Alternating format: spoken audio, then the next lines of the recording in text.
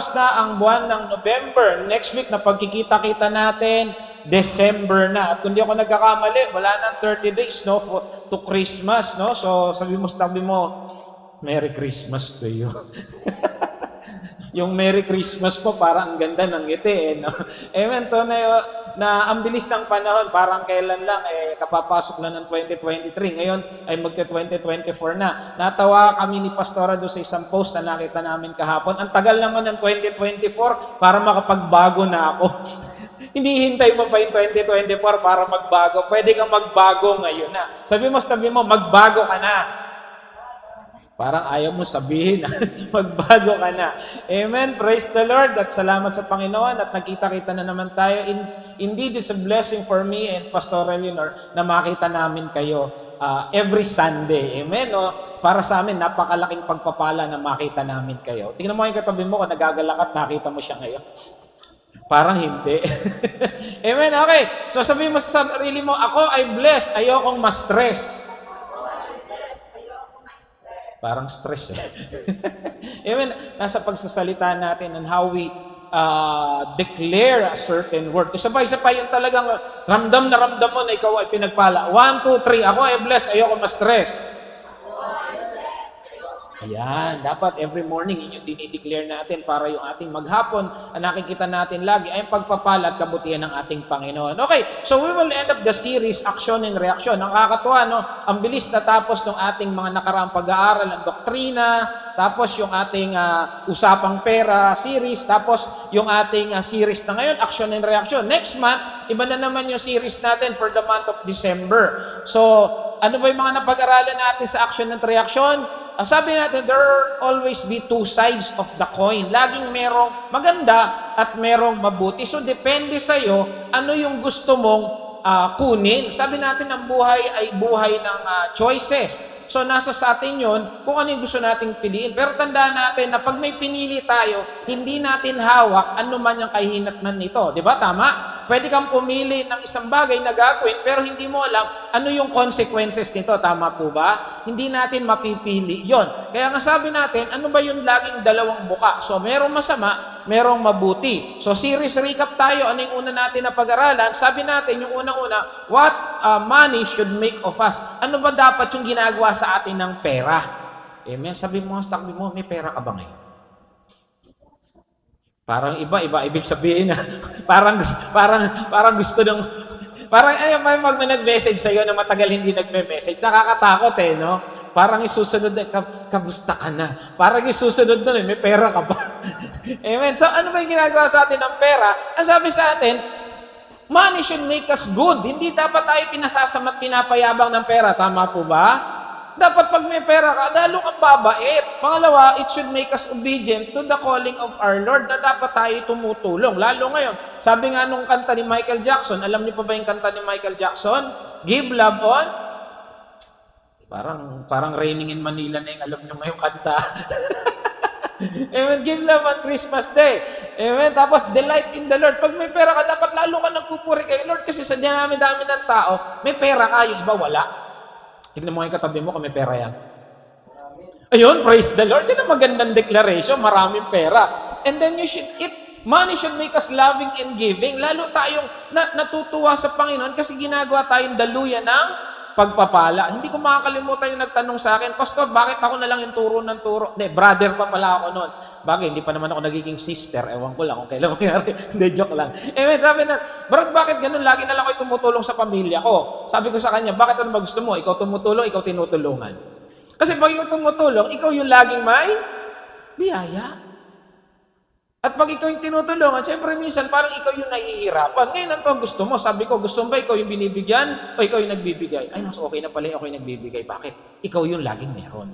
Amen? So, money should make us loving and giving. And at pangatlo, we should yield to service. Gamitin natin yung pera sa paglilingkod sa ating Panginoon. So, money should make us godly. Pangalawang napag-usapan, what are you thinking? Sabi natin, napakalakas ng iniisip. Kasi kagabi, iniisip mo pala na mag-church ka, ngayon nandito ka na. So whatever you perceive in your mind, majority nun nagagawa mo. Tama? Pag nagalit ka sa asawa mo, talagang pag nakita mo yung asawa mo, tagang galit ka. Diba? So, ganun eh. So, malakas ang isip kasi sabi nga nung talata sa Proverbs, guard your heart. Kasi everything come out from your heart. Sabi natin, you think should be praise and thanksgiving. Dapat iniisip mo, puro pasasalamat sa Diyos. Bakit unang-una? Buhay ka pa. Amen? Kaya nga nakakalungkot minsan, pag yung isang namayapa ay hindi man lang nakatanggap sa Panginoon, alam natin, di ba, kung saan ang pupuntahan ng kanyang kaluluwa, dalawa lang naman kasi ang pupuntahan yan. Kaya we should be more vigilant, lalo nga ngayon, na dapat tayo ay naghahayag ng mabuting balita. Tandaan, ang buhay po natin ay hindi natatapos dito lang sa mundong ito. Tama po ba? Meron at meron tong kasunod. Hindi to, pag pinikit mo ang mata mo, hininga mo, huli mong hininga, hindi na yon, it is done. Ang mangyayari noon, to be continued. Tama po ba? Hindi yung pag namatay ka, tapos na, hindi. Pag bukas ng mata mo muli, nasa ibang lugar ka na. At yun ang importante kasi yun, habang buhay. Amen. So, gamitin natin ang ating iniisip, papurit pa sa salamat. Dapat yung ating iniisip, hindi tayo masyadong attached sa mundo. Kasi bakit? Tayo ay mga anak ng Diyos. Nandito tayo sa mundo para maging daluyan ng pagpapalat. Puri sa buhay ni Brad Leo, no? Nakatayo na dito. Amen? Last time, kung makikita niyo si Brad Leo, talaga hindi makapagsalita. Ngayon, bumubukas na yung bibig. Baka bukas makalawa, kumakanta na rito yan. Amen? So, dahil yung sa biyaya ng Diyos. Diba? Kami rin naman, mahiyain nun eh. Ha? Si Sister Dang, di ba? Nagpe-pray na ngayon. Baka bukas nagme-message na yan. Amen? Hindi natin alam kung anong gagawin ng Panginoon sa atin. Pero ito, sigurado ko, bawat isang nandito, may plano ang Diyos. Amen? Sabi mo, may plano ang Diyos sa'yo. May plano ang Diyos sa bawat isa sa atin. Ito to, maganda. Pagbalik natin doon, sasabihin niya, well done, my good and faithful servant. Yun ang sasabihin sa atin ng ating Panginoon. Amen? Dahil sa kanyang kabutihan. And then, gamitin natin ang iniisip para magpahinga. Yung pahinga na pahinga sa ating Panginoon and empower ourselves. Amen? Okay. So, ang ano daw dapat ang iniisip natin? Pure. Dapat puro. Sabi nga, whatever is true, whatever is noble, think about such thing and we should think about Jesus. Pangatlo, what are you saying? Malakas din ang ang sinasabi. Di ba? Kadalasan, sa salita pa lang, nag-aaway na mag-asawa. Malakas ang sinasabi. Kaya nga, di ba, pinag-aralan natin, dapat lumalabas sa bibig, pagmamahal at pag-build up ng isang tao. Hindi kagaya ng pag ikaw magulang, dapat napakahalaga ng sinasabi mo sa iyong anak. Halimbawa, sabi ng anak mo, tay, gusto ko maging doktor. Sabi mo, hindi ka pwede maging doktor. Bobo ka eh. Gusto niyo ba ganon? Dapat hindi ganun. We should build up our children. Kasi bakit? Kasi kung ano yung sinabi ng anak, ng magulang sa anak, napakalakas niyan. Kagabi may pinanood kami na isang magaling na chef yung tatay niya at naghihiwa yung hinihiwa ng bata. Nasugatan. Alam mo, sabi agad ng tatay niya, hindi ka magiging magaling na kusinero. Parang di-discourage siya agad yung bata. Hanggang lumaki, parang hirap na hirap siya na magluto. Kasi dahil sa sinabi ng kanyang tatay. Up to a point na talagang umiiyak na siya, siguro nagpe-pray siya, hanggang sabi niya, hindi ako papayag na hindi maging magaling magluto. At yun, talagang nagkaroon siya ng determinasyon sa sarili niya para maging isang magaling na cook. Hanggang to the point, alam niyo yung determinasyon niya, para isang araw daw, labanan niya sa cooking competition yung tatay niya. Galing ng motivation niya, labanan yung tatay niya. So bakit? Napakalakas kasi ng binibitawan nating salita. Amen? Tanong, ano binitawan mong salita ngayon sa anak mo o sa asawa mo? Maganda ba? O kanina nag-away kayo? Amen? And then we should say in Jesus' name kasi lahat naman na nangyayari sa buhay natin, hindi natin alam. Kaya lagi natin sinasabi, kung lolo o binang, Diyos. Kasi hindi natin alam hindi natin alam yung mangyayari mamaya. So, everything should be done according to the will of God and then focus on the Lord. Christ-centered dapat ang sinasabi and it should encourage people. Tanongin ko kayo, ano ba yung gusto nyo naririnig sa sinasabi ng katabi nyo halimbawa? Yung masakit o yung mabuti? Mabuti. O sige, tingnan mo yung katabi mo. Magbitaw ka ng isang salita sa kanya ngayon na mabuti. Dali, tingnan mo. Sabi nung isa, namamas ko po.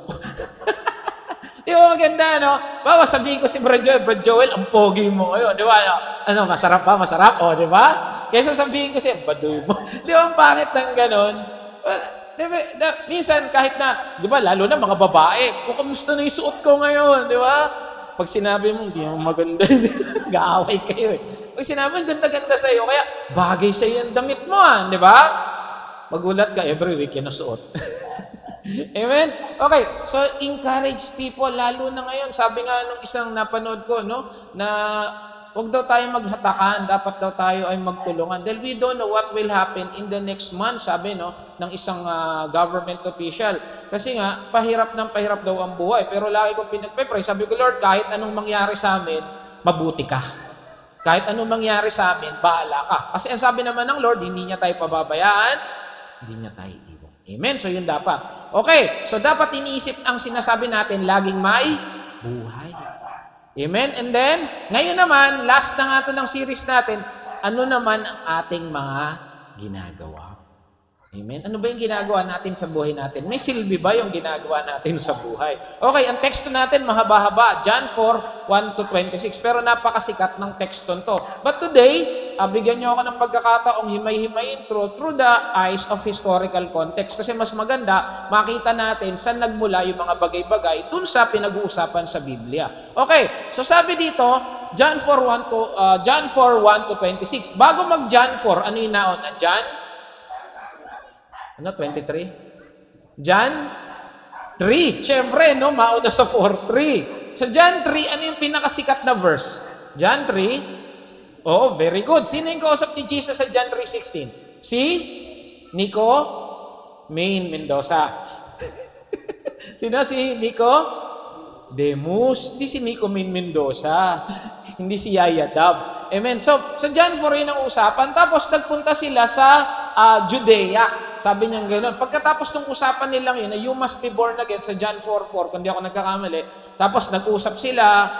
Tapos, iniwan niya kasi nasa sila eh. Nag-usap sila ni Nicodemus, tapos nagpunta na siya sa Judea. At nung nasa Judea, nagkaroon sila ng baptism, nagbabaptize na yung kanyang mga disipulo. Ngayon, nabalitaan ng mga Pariseo. Siyempre, pag ikaw nagtuturo ng salita ng Diyos, ang unang-unang mo makakalaban, mga nagtuturo din ng salita ng Diyos. Tama ba? Amen. Minsan tayo dito, nababash. Kagaya nung minsan, meron akong video sa YouTube. May nag-comment. Sabi yata niya, hindi naman daw totoo. Sabi ko, hindi totoo doon. May mga skeptics pa rin kasi, hindi mawawala yan, lalo na sa ating pananampalataya. Lagi may magsasabi na hindi totoo ang ating pinaniniwalaan. At so ganun. So yung Pariseo, hinahunting na si Jesus kasi iba yung turo niya sa nakaugalian. Kaya sabi niya rito, nabalita ng Pariseo na si Jesus ay maraming nahihikayat na maging alagad at nagbabautismo na siya kaysa kay Juan. Kasi si John the Baptist, marami rin nababautismoan. Pero nung si Jesus dumating na, mas marami na yung nababaptize ng mga disciples ni Jesus Christ. Bagamat hindi si Jesus ang nagbabautismo, kundi ang mga alagad. Kaya umalis siya sa Judea. Anong ibig sabihin? Pwede niyang harapin yung mga Pariseo that time. Pwede niyang sagutin na, teka, ako yung anak ng Diyos, ako yung Messiah.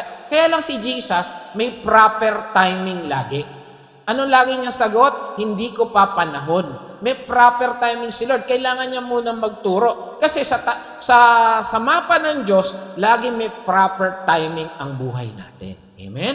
Minsan may pinagpe-pray tayo, hindi pa binibigay kasi hinahanda pa yung puso natin. Amen? So, wag tayong mapagod sa panalangin. Dahil si Jesus, there will always be a proper timing. Hindi mo na niya hinarap kasi hindi pa panahon. Sabi nung talata sa Isaiah 60:22, when the time is right, I, the Lord, will make it happen. Tanong, may pinagpe-pray na ba tayo hindi pa sinasagot? Parang lahat answered prayer na. Meron pa ba? Marami pa siguro. Pero ang sabi dito, pag panahon na, ibibigay na yan sa'yo. Amen? Di ba nakakagalak yun? Kasi alam ng Lord yung puso natin. Halimbawa, may nagpe-pray dito, Lord, penging 10 milyon. Halimbawa lang. Kaya lang yung 1,000 pesos, hindi mo nga alam saan mo gagastusin eh. Halimbawa, bigyan kayo ni Pastor ng tigo 1,000. Halimbawa lang kasi sa wallet ko rin kukuha yan. Hindi, joke lang. Alam mo saan mo gagastusin. Yung iba dyan, teka, may 1,000 ako, Jollibee tayo. Yung iba dyan, tara, loto na lang tayo, di ba? Kasi pag may blessing ka na dumarating, ang problema minsan ng tao, hindi natin alam saan gagastusin agad eh. So, ang Lord, piniprepare muna niya tayo sa tamang panahon ng lahat ng bagay. Lalo na sa mga prayer natin. Amen. Yung iba gustong mag-abroad. Sabi niya, gusto mo mag-abroad, di ka nga marunong mag-English. Diba? Baka mapahama ka lang. So, piniprepare lagi ng Lord yung puso natin sa mga bagay na pinagpe-pray natin. Lagi may proper timing si Lord. Kagaya nun, pwede niyang harapin yung mga Periseo, pero hindi niya ginawa. Bakit? May tamang panahon. Sabi mo, may tamang panahon. May tamang panahon. Huwag magmadali, lalo na mga kabataan. Huwag tayong magmadali. Kasi may proper timing ang Lord. Naalala ko, no? Yung iba, tara, magpakasal na tayo. Saan tayo titira? Sa amin. May trabaho ka? Wala. Pero ang lakas ng loob magpakasal. Ang lakas ng loob mag-asawa. Wala akong pinariringgan, ha? General yun, di ba? So dapat, lagi may proper timing. Amen? Dapat nasa hustong gulang. Amen? Okay, so ganun si Lord. Okay, tuloy natin. Ayan, ayaw mandar. Excuse lang po.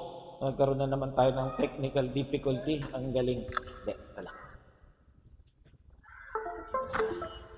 Yun. Okay, verse 4. Kailangan dumaan ng Panginoong Hesus sa Samaria. Papaliwanag natin yan. Okay, dumating siya sa isang bayan na tinawag na Sikar. Sa mga hindi nakakalam, ang Sikar, yan ang dating Shechem.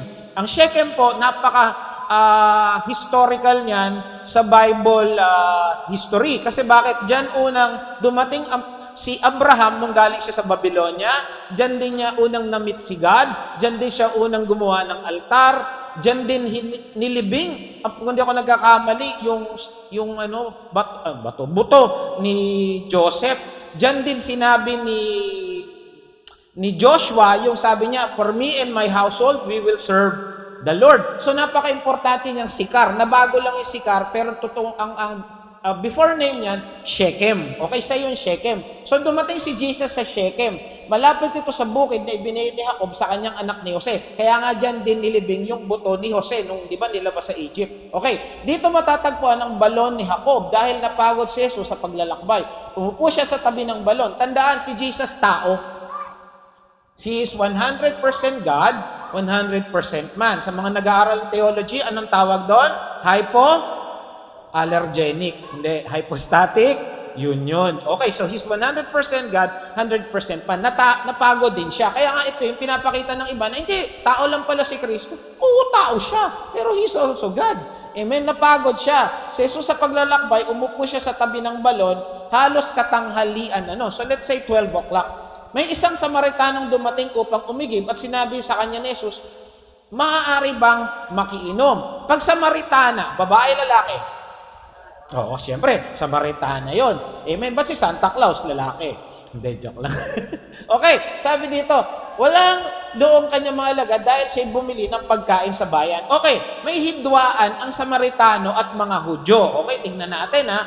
Una-una, teka, yung babae nga pala. Tingin nyo, bakit umigib to ng tanghaling tapat? Halimbawa, ikaw, si Danica, iigib tanghaling tapat. Pinahirapan no? Bakit iigib ng tanghaling tapat? Nauuhaw na. Ano pa? Para walang makakita. Ano pa? Maliligo, tanghali, mainit. Pwede. Okay. So sabi, kailangan na, tama. Nauuhaw na siya. So tingnan natin yung mga facts. Pangalawa, may iniiwasan. Kasi pag umiigib, anong oras? Maga, o kaya hapon. Kasi hindi mainit, di ba? O kaya, may iniiwasan. Pangatlo, ang tawag dito, ano pa nangyayari? Pastora, pakibunot balik mo lang. Okay. Sabi dito, ayun, ayaw. Pakipindot mo na lang. Pakipindot. Oo, ayan. Okay, nahihiya. May iniwasan, syempre, nahihiya. Pakipindot, pastora. Amen? Sabi niya sa kanya ng babae, ikaw ay Hudyo at Samaritano naman ako. Bakit ka humihingi sa akin ng inumin? Sinabi yon sapagkat hindi nakikihalubilo ang Hudyo sa mga Samaritano. Tandaan, hindi magkasundo ang mga Samaritano at mga Hudyo. Bakit? Although they are both Israelites, hindi sila in good terms. Sa mga Pilipino ba, sino yung magkalaban? Naalala ko na merong Waray at si Biday ba yun? May pelikula bang yun? Parang hindi yata ninyo inabot yun. Sige, Ilocano, tsaka mga Bisaya, mga ganon. Parang hindi good terms. Parang ganon sila. Kaya lang, mas malalim yung kanilang hidwaan. Okay, sabi niya, kailangan niyang dumaan sa Samaria. Saan siya galing? Nandito siya. Pupunta sila sa Galilea. Ang pinakamadaling ruta dito, dadaan siya sa Samaria. Kaso, kung ikaw ay tradisyonal na Hudyo, ang gagawin mo, iikot ka. Ikot ka. Ayaw nilang dumaan sa lugar na yan. Hindi dahil sila ay natatakot, kundi dahil hindi sila good terms. Sabi niya sa John 4:4, kailangan niyang dumaan. So, ibig sabihin, may sadya si Jesus sa lugar ng Samaria. Kailangan niyang kausapin yung babae. Tandaan, sa mundo, hindi tayo importante. Kay Jesus, importante tayo. Amen? Yung ibang tao, ayaw kausapin yung Samaritana ngayon. Mamaya pag-aaralan natin. Pero si Jesus, importante ka sa Kanya. Amen? Sabi mo, tabi mo, importante ka kay Jesus. Amen. Okay, so tuloy tayo. Tingnan natin yung background. Sabi dito, balikan natin yung history muna.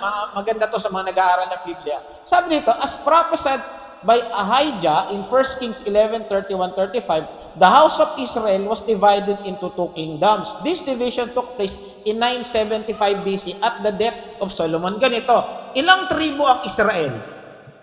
12. Pinrophesy yon ni Ahijah na mahahati. 10 minus 12, ilan? 2. Yung 10, ibang tribo na, naging ibang tribo. At yung 2, ibang tribo na. Okay, so nangyari yon, bakit? Kasi itong si Solomon sumuway sa utos ng ating Panginoon. Ayan, sabi sa 1 Kings, tingnan natin yung talata. Sabi niya kay Jeroboam, kunin mo ang 10 piraso sapagkat ganito ang pinasasabi ni Yahweh, ang Diyos ng Israel. Hahatiin ko ang kaharian ni Solomon at ibibigay sa iyo ang 10 lipi. Matitira sa kanyang 1 lipi, alang-alang kay David na aking likod at alang-alang sa Jerusalem na lungsod na aking pinili mula sa lahat na pinili ng Israel. Sabi ng Panginoon, Yahweh, kukunin ko sa kanya yung 10, ang iiwan ko lang sa kanya yung 1, that is Judah. Kaso sumama rin ang Benjamin. Kaya 10 plus 2 equals 12. So yung 10, tingnan natin ano nangyari Bakit nga pala? Bakit Ginawa ko ito sapagkat tinalikuran niya ako. Nagalit si Lord kay Solomon. Kasi nga, sumamba siya kung kani-kanino. Naglingkod siya kay Astarte, Diyos ng Sidonyo, kay Semos, Diyos ng Edom, kay Molek, Diyos ng Amonita. Kasi itong si Solomon, maraming asawa. Isipin nyo, 1,000 yata mahigit ang asawa niya. Asawa tsaka concubine. O yan, pangit pakinggan sa Tagalog Isipin mo na lang, yung isang asawa, yung isang asawa lang tama na lalo na yung kay dami-dami kumakausap sa'yo at gumaganon sa'yo. Amen? Kaya ito, sumunod na lang. Sabi, hindi siya namuhay ayon sa kalooban ko. Hindi niya ginawa ang gusto ko. Hindi niya sinunod ang aking utos at tuntunin. Hindi nga niya sinundan ang halimbawa ni David. Sino si David? Ano ni Solomon si David? Papa, tatay. Hindi niya sinunod. Samantalang si Solomon, siya yung pinakamatalinong taong namuhay sa mundo. Ano ibig sabihin? Kahit matalino kang tao ka, sasablay ka o hindi mo sinusunod si God. Amen? Kaya wag na nating sasabihin na, matalino yan, alam niya yung tama ang mali. Yes, alam nila yung tama at mali. Pero, hindi yun basihan para sila ay maging isang Kristiyano. Kaya tandaan, mga magulang, kahit napakatalino ng anak mo, ituro pa rin natin yung tungkol kay Kristo. Amen? Okay, yan. Patalinihin ko siyang hari alang-alang kay David. So, nandun pa rin kasi si Jesus, si God, may covenant kay Haring David. Kaya hindi niya tinanggal yung buong 12 tribes, nagtira siya. Ito yung 10 tribes. Ang tawag sa kanila, North Kingdom o Northern Kingdom. Ang naghari, si Rehoboam. Ito yung parang chief ni Solomon noon. Ang naging pangalan nila, take note sa Bible, Kingdom of Israel. So yung North Kingdom, ang tawag dyan, Kingdom of Israel. Ang naging capital nila ay Shechem na nasa Samaria. At syempre, sila ay, di ba, sumasamba sila sa bundok. Ang bundok na sinasamba nila, Mount Gerizim. Okay, ilan ang napunta sa North Kingdom? Ilang tribe? 10. Anong tawag sa kanila? Kingdom of Israel. Ano yung capital nila? Shechem sa Samaria. Ayan. So, diyan yung kanilang, sumasamba sila sa Mount Gerizim. Okay, ito yung dalawa. Ito yung South Kingdom, yung 2 tribes, si Jeroboam, ito yung anak ni Solomon na naglagay ng malaking tax sa mga tao. Ang naging pangalan niya, Kingdom of Judah. Kasi pag nagbabasa ka ng 1 Kings, 2 Kings, ng mga, makikita mo doon sa Kingdom of Judah, ito yung hari, sa Kingdom of, baka malito ka. Kaya sabi doon, ang capital nila, Jerusalem, they worship at Mount Zion. Okay, maliwanag tayo. Pag hindi, papaulit ko kay Pastor Joby. Okay. Sa 10 tribes, saan sila sumasamba? Anong bundok? Okay, sa 2 tribes, saan sila sumasamba? Anong bundok? Mount Zion. Okay, nandyan ha. Ano yung North Kingdom? Israel o Judah? Okay. Ano yung South Kingdom? Israel o Judah? Okay, so maliwanag tayo. Ano ngayon? Dinahati na to nung 900 something BC. Balikan natin yung history. Dahil hindi sila sumusunod kay Lord, na-conquer sila, nasakop sila. O tingnan natin, sino sumakop sa Northern Kingdom? Ang sumakop sa kanila, Assyrians, noong 722 BC. At matindi itong mga Assyrians, hindi gawa nung sinakop tayo ng mga, sino sumakop sa Pilipinas ng 300 years? Ano, spinach? Spaniards. Okay. Ang Spaniards, ang ginawa ng Spaniards, pumasok dito, sila yung namuno rito. Tama? Ang ginawa ng mga Assyrians, pumasok, pinalabas yung mga Israelita. Pinakalat sila sa iba-ibang lugar. Bakit? Alam nyo, tinira lang nila doon sa lugar ng Israel, yung mga commoners o yung mga mahihirap. Ayan, sabi dito, all they left behind were the lowest classes of society. Bakit nila ginawa yun? Para hindi ka mag-aklas. Diba sa Babylon? Tapos, nasakop naman ng Babylonia ang Southern Kingdom. Ito yung 2 tribo lang. Ito mahirap ang ginagawa nila. Diba sina Daniel, pinadala sa Babylon, naalala nyo? Sino yung tatlong kaibigan ni Daniel? Shadrach, Meshach, at Abednego. Nilagay sila sa malaking microwave oven. Malaking pugon, okay. Kasi tinuro sa mga bata yan yung nakaraan, kaya naalala ko. Ito mahirap. Dahil nga syempre, iba na yung nakatira doon sa kanilang lupain, nagkaroon ng intermarried o nag-asawa na yung mga natira doon ng mga Assyrians, yung iba naman, Babylonian, sa Northern Kingdom at sa Southern Kingdom. Syempre, pag yung parang Pilipino, pag nalahian na ibang lahi, ang gaganda at gwapo, napansin nyo? Yung iba nga, basketball player Diba? Sa PBA ngayon, karamihan doon, PhilAm, di ba? Ang tatangkat, ang gagwapo, ang gaganda. Ganun yung nangyari. Pag purong Hudyo ka, sa atin kasi ganito, pag nalahian ng ibang lahi, ano nangyari? Artista. Kasi ang ganda Tama ba? Sa kanila, pag nalahian ka, ang tingin sa'yo, parang aso ka. Parang sinusuka ka nila. Ganun ang nangyari. Okay? Sabi dito, ito pa mahirap sa mga Samaria, hindi naging puro yung kanilang pananampalataya kasi ang pinaniniwalaan lang nila yung 5 books. Ano ba yung 5 books? Yung unang-unang libro, ano yung una?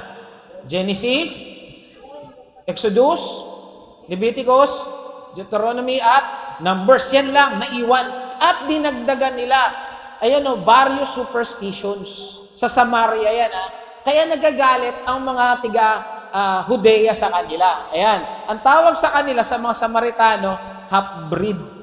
Amen? Parang may halo, may lahi. Kaya ang mga Hudyo, galit na galit sa mga Samaritano kasi sabi nila, mapuputi daw ang mga Samaritano. Kasi ang mga Assyrians, mapuputi. Tapos nag-asawa ng mga siguro yung mga anak nila, mapuputi na. Kaya ang tawag sa kanila, half-breed. Sabi ko, pag tayo, magaganda't gwapo, artista. Pag sa kanila, pangantingin aso. Okay, so nakita na natin bakit galit ang mga Judeans sa mga Samarians. Ayan, tuloy na natin yung storya. Kaya sabi ng babae, Hudyo ka, Samaritano ko. Bakit mo kinakausap? Una, may cultural barrier. Pangalawa, alam nyo ang mga rabbi o yung mga teacher ng mga panahong yun, kahit asawa nila pag naglalakad sa public, hindi nila kinakausap. Halimbawa, Pariseo, Tapos may asawa siya o anak siyang babae, hindi niya kakausapin yun pag nasa public sila. Parang bawal sa kanilang public display of affection. Ganun katindi, basta Pariseo. Si Jesus, considered as a teacher. Kaya mataas na tao si Jesus, bigla nang kinausap yung babae, tapos Samaritana pa. So unang-una, cultural barrier, because Samaritans and Judeans. Pangalawa, yung barrier ng mataas ka, mababa ka. Mataas ako, mababa ka. Parang ganun. Tapos lalaki ka, babae ako. So maraming barrier ang tawag dito, tinibag ng Panginoong Hesus, makausap lang itong babaeng ito. Sabi mo, okay lang yun pag okay, kasi parang ano yan kumbaga pag nakakilala yan jackpot Kaso hindi ganun tong babaeng to marumi rin tong babaeng to. Tignan niyo si Jesus, kahit anong dumi natin, hinanap niya tayo. Ganun niya tayo kamahal. At ganun yung babaeng to. Ito na natin sabi ni Jesus, kung alam mo lamang ang kaloob ng Diyos at kung sino humingi sa inyong tubig, pero sinasabi ko, kung kilala mo ako, ikaw ang hihingi sa Kanya at bibigyan Kanya ng tubig na nagbibigay buhay. Sa kanila, yung living water na tinutukoy, yung spring water, yun ang pagkakaintindi niya. Kasi pag balon, parang stagnant water yan, di gumagana. Kaya sabi ni Jesus, kung kilala mo lang ako, bibigyan kita ng living water pertaining to yung salvation. Ito namang babaeng to, ang isip pa rin niya, ordinaryong tubig. Okay, so ang isip ng babae, ordinaryong tubig, si Jesus naman, living water as in salvation. Nagsalita ang babae, magalit ang babae, sumasagot, Ginoo, malalim ang balong to, wala ka namang pansalok. Parang ang tingin pa rin ng babae, tubig na ordinaryo. Tsaka itong babaeng to, matapang, sumasagot siya. Pero si Jesus, hindi naiinis. Amen? Minsan kasi ganito tayo pag nagsasalita Minsan, lalo na mag-asawa magkagalit, hindi ka nakikinig para pakinggan siya. Nakikinig ka para sagutin mo siya. Kumbaga, ang dami niya sinabi, pero, kayari ka sa sasabihin ko. Parang rebate lang nangyayari. Alam niyo yun, lalo na sa mag-asawa, parang ang dami niya sinabi, nagpapaliwanag, pero ikaw, tagot ka sa akin. Parang pag sinabi ko to, knock out ka. Parang ganun, di ba? Rebuttal. Pero si Jesus, conversation talaga, as in, He respond, He did not react. Tandaan, magkaiba yun yung respond, nagre-reply ka ng maayos. Yung nagre-react, di ba sa gamot, pag sinaksak, nagkamali, ay nagre-react yung gamot, nagkaroon ka ng allergy, di ba? Ganun mga doktor. Ganun din yung react, yung parang hindi mo tinatanggap ng maayos. Minsan sa mga tao, pag lalo na ang kausap mo, parang mas bababa sa'yo, hindi mo feel, parang ang react ka ng react.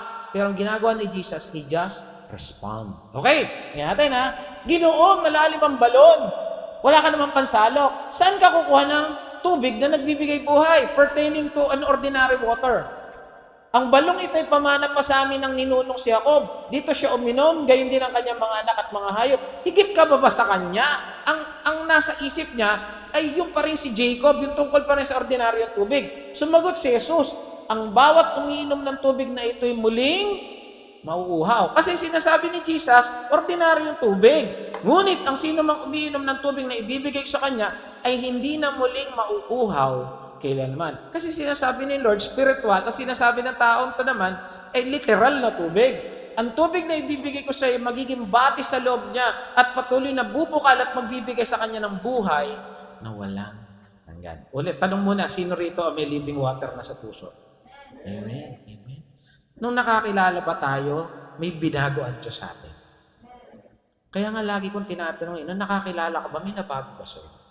Kahit sabihin mong maliit pa lang yung pagbabago sa'yo, ang importante, may living water na bumubukal sa'yo. Amen?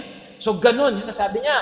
Sinabi ng babae, Ginoo, bigyan mo nga ako ng tubig na yan. Nagkaroon tuloy ng ano yung babae, nagkaroon ng, ano ba tawag doon? Nagkaroon ng, nanghingi na siya. Parang nagkaroon na siya ng, ano ba tawag doon? Yung parang, nainganyo. Sabi niya, bigyan mo na ako niyan para hindi na ako mauuhaw. Ang nasa isip pa rin niya, literal. Kumbaga, parang hindi na ako magpaparefill ng tubig ngayon. Di ba ngayon, binibili na rin ang tubig?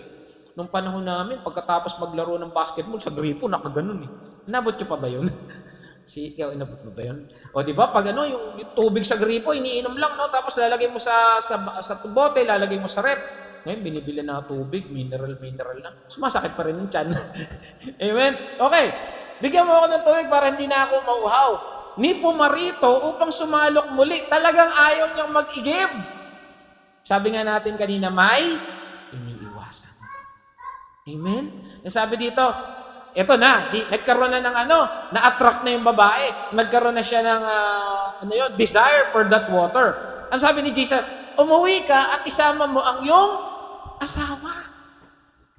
Pwede nating isipin kasi, nasabi ko nga, may cultural barrier, tapos may barrier during talking to a man and a woman in a public place, tapos Jesus as a rabbi. Kasi sabi niya, tawagin mo ang iyong asawa, pero alam natin si Jesus, he knows everything. Dahil nung nagkagusto na itong babaeng ito sa buhay na walang hanggan, and that is salvation. Diba parang tayo, pag tayo ay tumatanggap sa Panginoong Hesus, bago tayo magpatanggap, humihingi tayo ng tawad.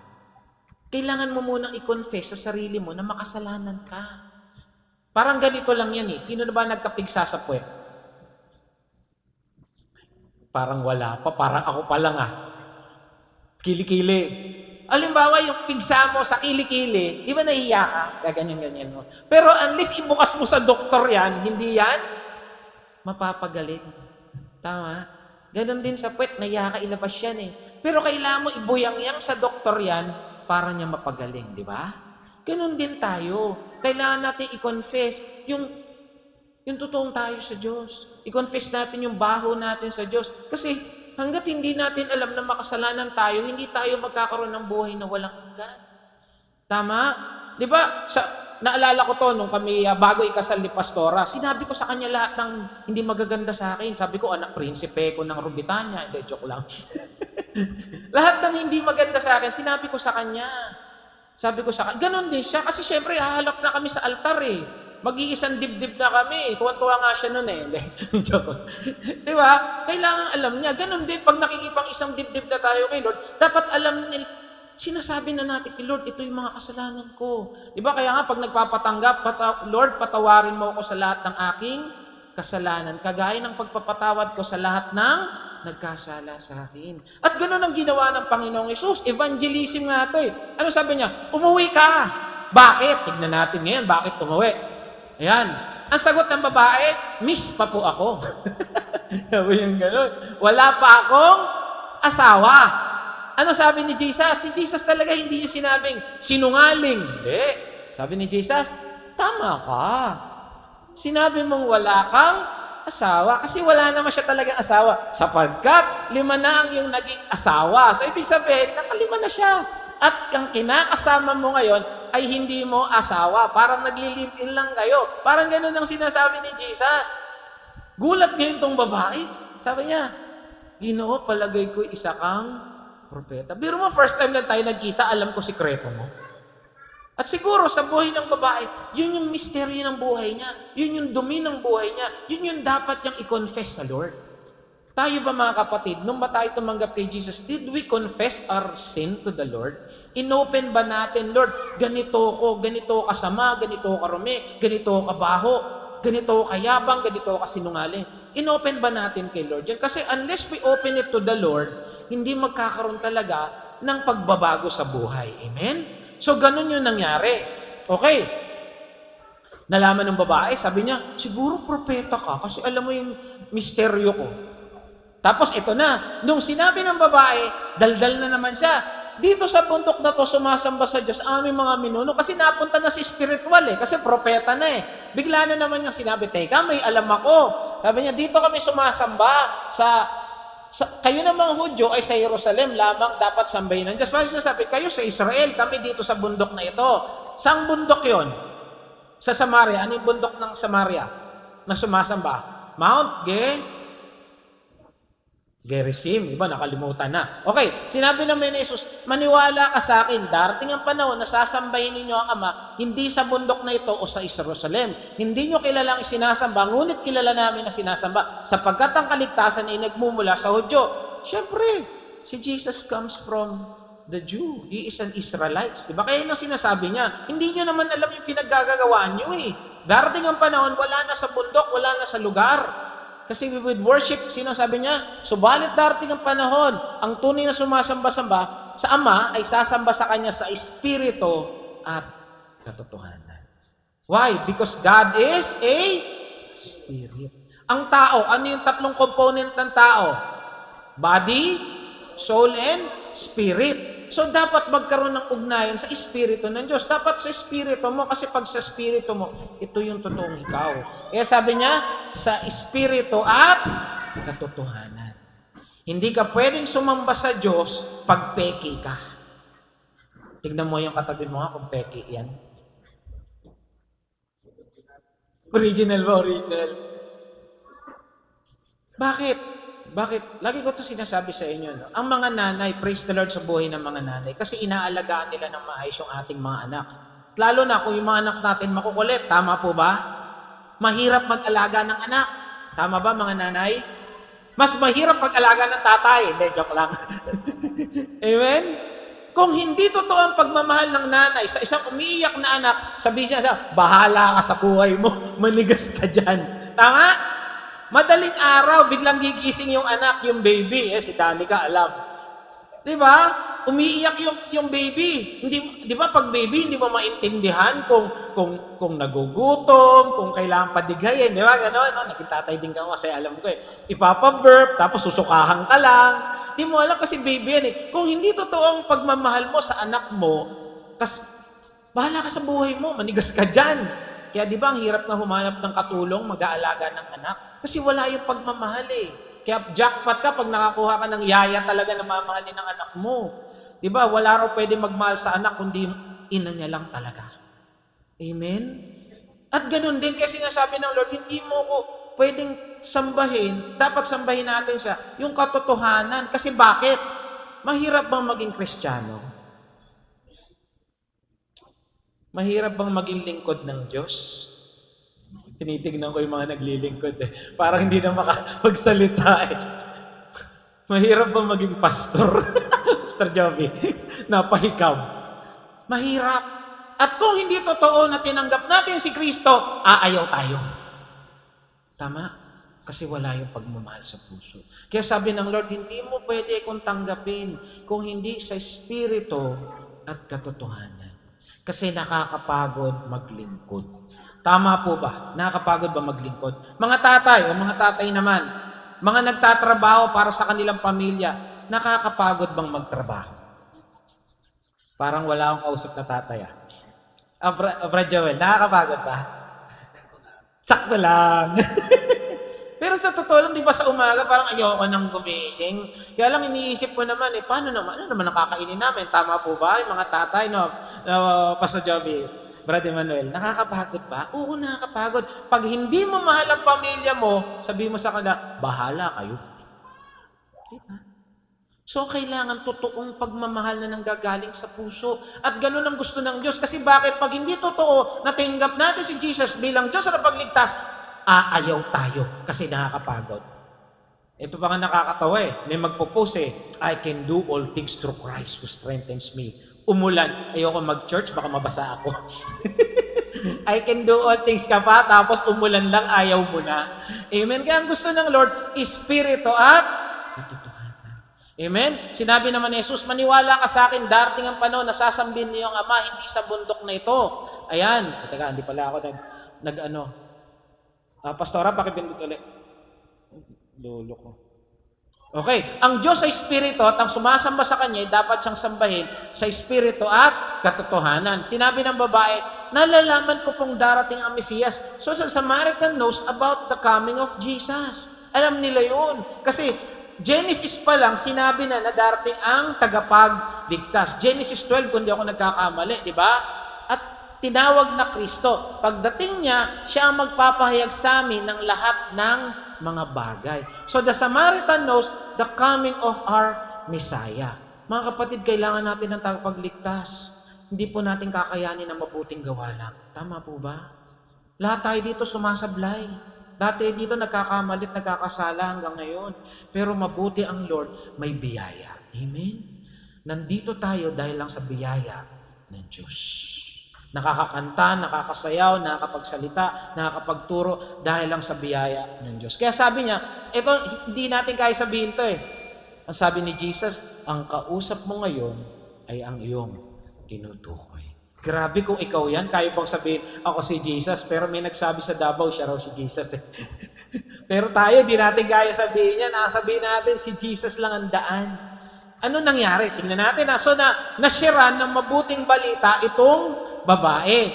Amen. Okay. Sabi dito, Pastora, pakipindot. May gumana. Okay, iniwan ng babae ang kanyang banga. Okay, bakit siya nagpunta doon? Para umigib. Ano yung mga sabi natin? Merong 3 bagay, di ba? Pwedeng kailangan o uhaw. May iniiwasan. O merong ayaw niyang makita siya. Kaso, kung nagmamadali siya, bakit iniwan niya yung kanyang banga? Ano laman ng banga? Yung tubig. Anong ginawa niya? Bumalik siya sa bayan at sinabi sa tagaron, ulit, ba't siya lumigib ng tanghali? Kasi nga ayaw niya makita siya. Pero nung nakilala niya si Jesus, sumugod siya. Nagbago siyang bigla. From isang mahiyain, biglang sinabi niya sa mga tao, sabi niya, hali kayo, tignan niyo ang tao nagsabi sa akin na lahat ng ginagawa ko. Siya nga kaya si Kristo. Kung di ako nagkakamali, si Nathaniel, ganun din ang sabi niya, di ba? Sabi niya, come and see. Pag nag-i-invite tayo, sabihin lang natin, try mo lang. Try mo lang si Jesus. Hindi ba? Kaya't lumabas ang mga bayan, ang mga tao at nagpunta kay Jesus. Bakit siya nagtanghali umigib? Kailangan. Ba't iniwan yung banga? Bakit siya tanghali umigib? Kasi nga may iniiwasan. Ayaw niya makita siya. Bakit siya sumugod? Tandaan, pag nakikilala na natin si Kristo, may pagbabago. Amen? Kaya sabi, may iniwan. Pag nakikilala si Kristo, iniwan niya yung hiya, iniwan niya yung kanyang nakaraan, iniwan niya yung baho ng kanyang karumihan, iniwan niya dahil mas importante si Jesus. Amen? Kaya sabi dito, ano nangyari sa John 4? Maraming Samaritano sa bayan ng iyon na naniwala kay Jesus dahil sa patotoo ng ang mga babae, chismosa eh. Nagtawadan. Sorry marites pala ngayon. Imarites nyo si Jesus. Parang Samaritano lang. Kaya pumunta sila kay Jesus at nakiusap na tumigil dahil sa sinabi ng isang babaeng marumi, ng isang babaeng 5 asawa na hindi niya pa asawa yung pang-anim, dahil yung babae may iniiwas-iwasan. Ano sabi ng mga tao? Jesus, dito ka muna. Hindi nila tinignan kung gaano siya karumi. Hindi nila tinignan yung nakaraan niya. Ang tinignan nila yung sinasabi niya.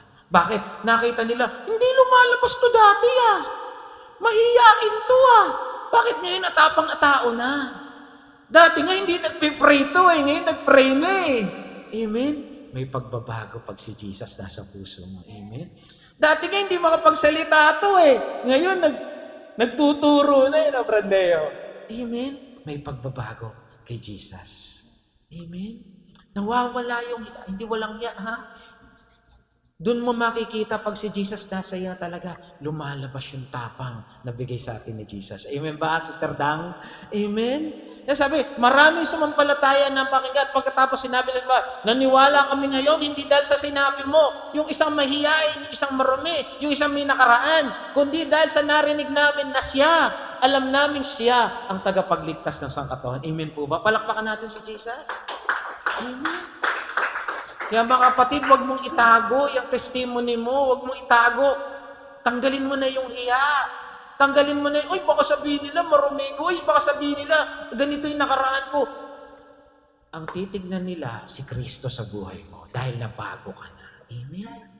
Tandaan, pag si Jesus na talaga ang sinasabi ng bibig mo, wala nang judgmental ang tao. Yes, mayroon pa rin skeptics, pero tatalunin nyo ng biyaya ng Diyos. Amen? Kaya sabi dito, bakit siya umigib ng tanghali? Kailangan may iniiwasan, nahihiya. Pero nabago ang lahat pag nakilala na si Jesus.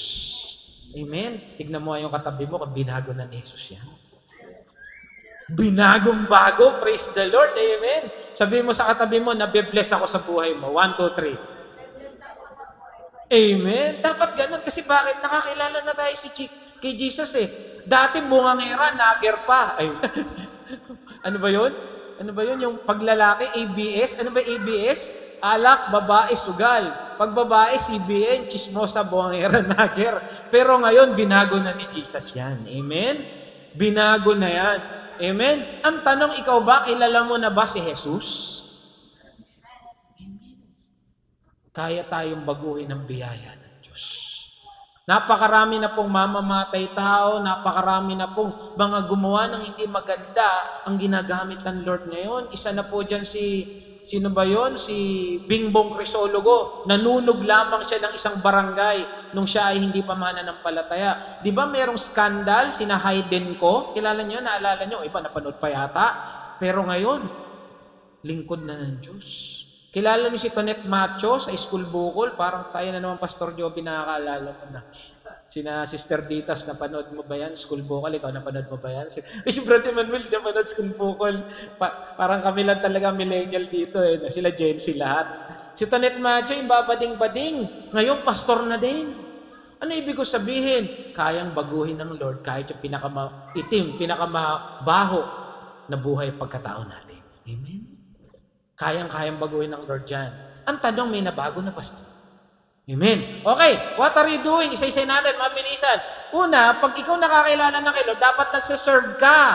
Ang sabi dito, for even the Son of Man came not to serve, but to serve. Lahat ng nakakilala kay Lord, naglilingkod. Hindi tigabutas lang ng bangko. Hindi lang Zimbabwe. Dapat naglilingkod. Kaya praise the Lord, lahat tayo dito naglilingkod. Amen? Kanina lang, nasaksihan natin. Praise the Lord. At alam ko, bukas mas gagamitin pa sila ng malakasan. Jesus served. We too has to serve. Jesus exemplifies serving. Sino tayo para hindi maglingkod? Amen? Ay, okay na ako na nakikinig lang. Hindi. Kailangan gamitin ng Lord. Iulit-ulitin ko to. Na pagtanggap ka lang ng tanggap, para kang kanal, babaho ka. Amen? Dapat sinasabi mo rin yan sa iba. Natutuwa ako doon sa ibang estudyante sa Zoom Bible Study na bata. Alam niyo bakit? Kasi nag-i-invite sila ng kaklase nila. Imagine, 11, 10 years old, nag-share tungkol kay Jesus. Tayo pa kaya? Na ang dami na nating alam? Sabi mo, marami ka ng alam. Sabi mo, gamitin mo na yan. Ayaw nang gamitin, ayaw nang sabihin. Amen? Ang tanong, naglilingkod ka ba? Pangalawa, dapat may puso tayo sa mga wala pang Kristo. Okay, yung totoo, may kamag-anak pa ba tayong hindi nakakilala kay Jesus? Kapatid, o kapatid na lang kapatid, meron pa ba tayong kapatid na hindi nakakilala kay Jesus?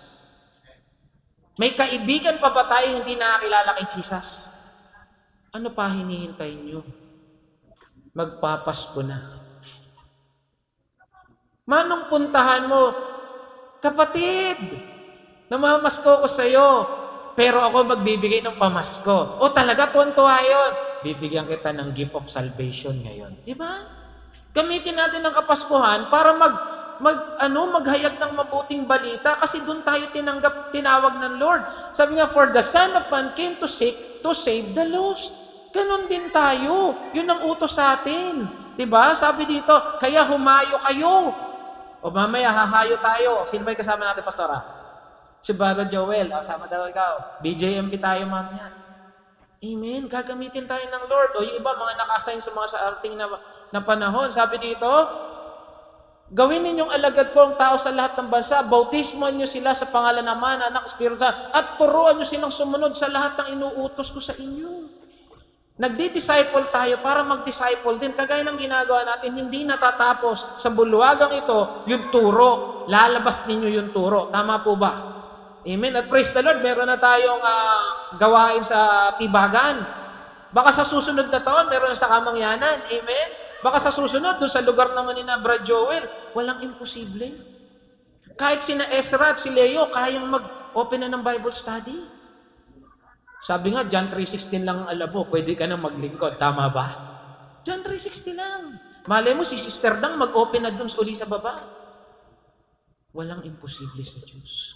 Amen? Eh sabi dito, may puso ka ba para sa hindi nakakilala sa Kristo? Alam niyo, kami ni Pastora, pag pumapasok kami dito at nakikita natin, kasi halos linggo-linggo may tarpaulin sa labas. Alam niyo naman siguro pag may tarpaulin, di ba? May ang lagi namin tanong, nakakilala kaya? Kalapit na lang natin konti na lang hindi pa nabahagian. Nakakalungkot, baka pag nagkita tayo ron, nandun sila sa baba, bakit hindi mo kami siniran? Diba? Dapat meron tayong puso sa kanila. Dahil ito ang pinakamagandang regalong matatanggap nila. Amen? Pangalawa, do everything on love. Hindi yung pag magbahagi ka ng mabuting balita, pag tumutulong ka, galit ka. Dapat pag nagbibigay, nandun ang pagmamahal. Sabi niya, ibigin mo ang Panginoon mong Diyos ng buong puso, buong kaluluwa, buong isip, at buong lakas. Ano susunod? Ito pangalawa, ibigin mo ang kapwa gaya ng pag-ibig mo ng sarili. Sabi nga, kaya ba natin maglingkod sa Diyos? Okay, lahat ng kaya maglingkod sa Diyos, magsabi ng amen. Kaya mo bang maglingkod sa kapwa mo? Madaling maglingkod sa Diyos, madaling magsabi kasi hindi mo siya nakikita. Kung yung Diyos na hindi mo nakikita, sinasabi mo, kaya mong paglingkuran, kaya mo bang paglingkuran yung kapatid mo na hindi pa nakakilala sa Diyos? Kapatid na lang ang kapatid. O magulang mo na hindi pa nakakilala sa Diyos. Kasi hanggat hindi natin ibinibigay ang puso natin sa Diyos, hindi talaga natin kayang maglingkod. Unless we have given our heart to Jesus, hindi talaga natin kayang maglingkod. Kaya mga kapatid, una sa lahat, puso. Ano sabi sa Proverbs? Guard your... Kasi pag puso na, sabi, out of the abundance of the heart, the mouth. Pag ang puso mo pusong-puno ng pagmamahal, punong-puno ng tungkol kay Jesus, punong-puno ng pagbabahagi ng mabuting balita, kahit saan ka magpunta, testimony mo lalabas. Amen? Siguro, to si Brad Joel, no? Alam niyo, ma'am, miss o sir, pwede ba ako magbahagi? 5 minutes lang. Ganun, di ba? Sa Joey. Yung talagang magbabahagi ka. Bakit? Kasi yun ang tawag sa'yo. Amen? And then do everything in... Pag nagtuturo, pag nagbabahagi ng mabuting balita, dapat may pagmamahal. Amen? Huwag tayo maiinis. Minsan may mga pilosopo. Tama ba, Pastor Joey? Bina-encounter ka naman pilosopo. Brad Emmanuel, bina-encounter ka naman pilosopo. Marami na. But do everything. Tapos si Jesus kanina, binangga ba niya? Binlang ka ba niya yung babae? Hindi. I-respond. Do not react, but respond. Ganon din sa mag-asawa. Mag-respond, huwag mag-react. Amen? Yung sabi dito, puno ba ng pagmamahal sa Diyos ang puso mo? Ulitin ko, puno ba ng pagmamahal sa Diyos ang puso mo? Tanong mo mga katabi mo, puno ba ng pagmamahal? Tanong mo dali, 1, 2, 3. Amen? Hindi po puno po ng ML. Puno po ng TikTok. Amen? Pangatlo, ito na nga, respond. Matatapos na tayo. Sabi ito, igalang ninyo si Kristo mula sa inyong puso bilang Panginoon. Lagi kayong maging handang sumagot sa sino mang humingi ng paliwanag sa inyo tungkol sa pag-asang nasa inyo. Nung nag-aaral po kami, nung doon pa kami tinitrain pa kami ni Pastora, lagi yan sinasabi ng pastor namin, be ready, be prepared in season, in out of season. Kasi minsan, katabi mo sa jeep, papasyaran sa ng Lord. Minsan katabi mo sa bus, papasyaran sa ng Lord. At minsan yung papasyaran sa ng Lord, pilosopo. Nawa Brad Emmanuel, yung mga pilosopo. Dapat wag tayong magagalit. Bakit tayo nakakaalam ng tama eh? Ang nagagalit lang, yung mga pikon. Amen? Ngunit gawin ito ng mahinahon at maipag. Ganon din sa mga mag-asawa, sa mag-insinirog, sa nagmamahalan. Magrespetuhan, maggalangan. Kaya nasisira ang tahanan kasi nakawala ng respeto. Amen? Lagi ko nga ito sinasabi, bakit daw yung mag-asawa nag-aaway? Kasi magkahiwalay ang kanilang puso. Pero yung nagmamahalan, bakit bulungan lang, nagkakarinigan? Kasi yung puso nila magkatikit. Ang tanong, magkatikit pa yung puso nyo ng mahal mo? Kasi pag magkatikit ang puso nyo ng mahal nyo, abay, bulungan lang, nagkakaintindihan na kayo. Amen? Okay, kung makikipag-usap kayo sa kanila, makinig. Gumamit kayo ng kawili-wiling salita para makinig sila.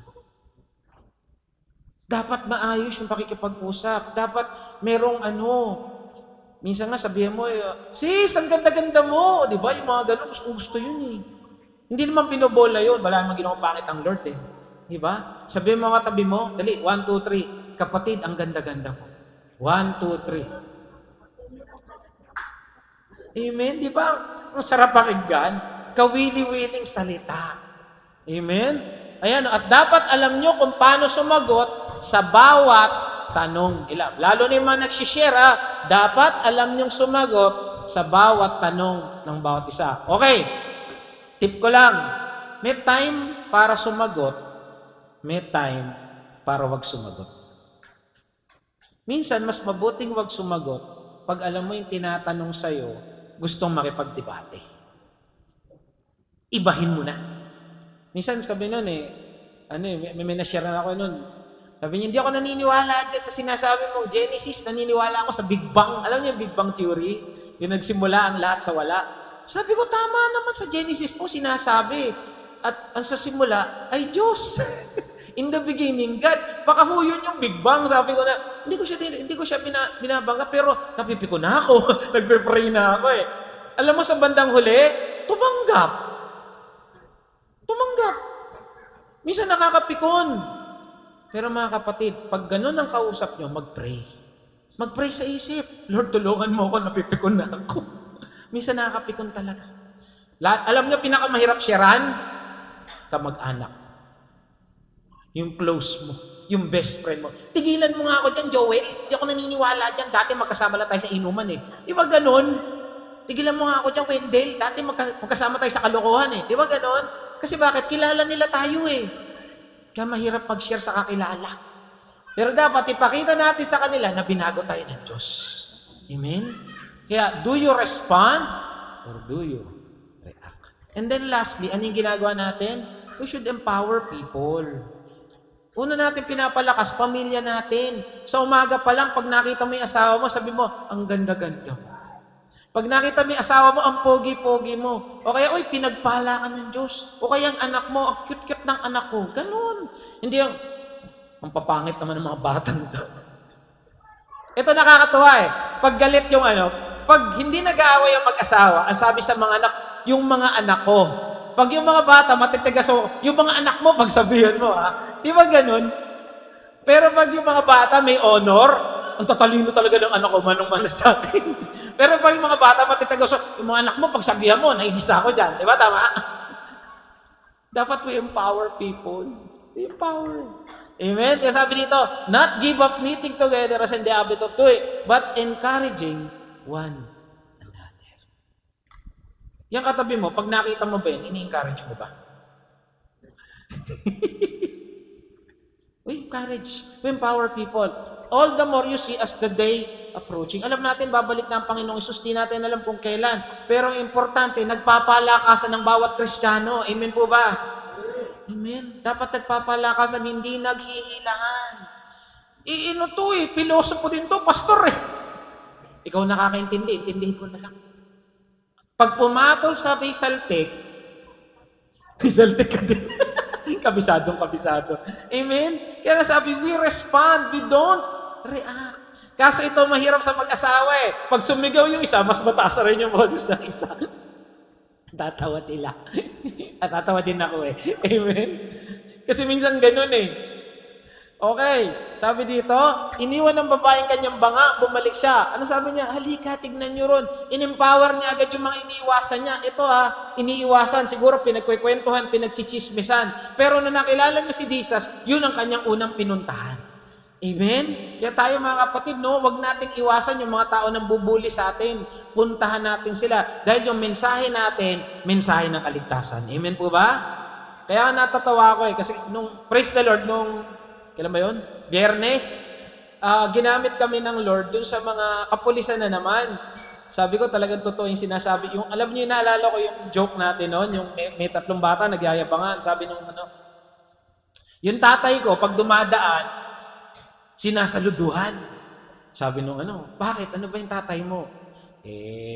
Pulis yung tatay ko iniilagan. Sabi niya, yung tatay ko, pag dumadaan, nagpo-formation pa sila, tsaka nagsasaludo. Bakit ano ba yung tatay mo? Major yung tatay ko Sabi niya, naku, paano ba to? Police, tapos major yung isa. Sabi niya, teka. Wala yan sa tatay ko. Sabi niya, bakit?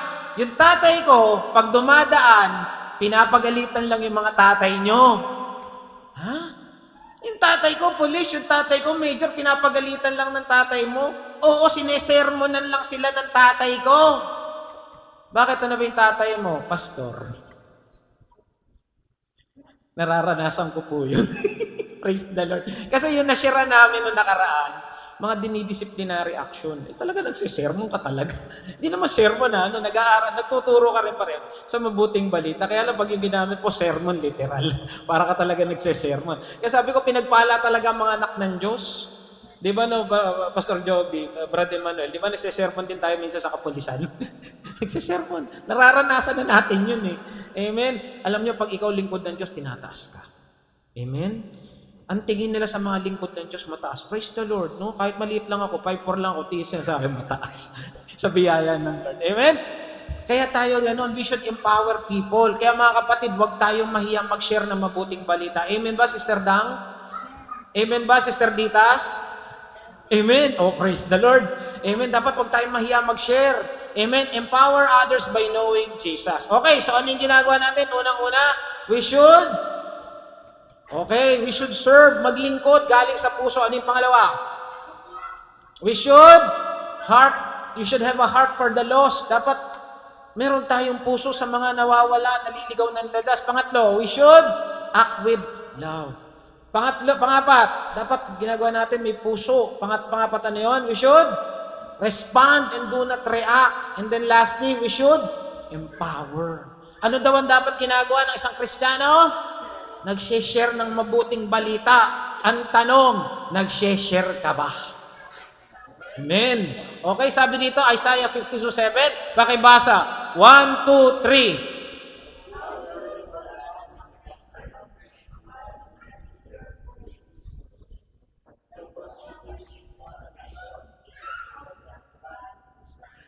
Amen. Palakpakan natin si Lord. Tignan mo yung katabi mo kung maganda yung paa niyan.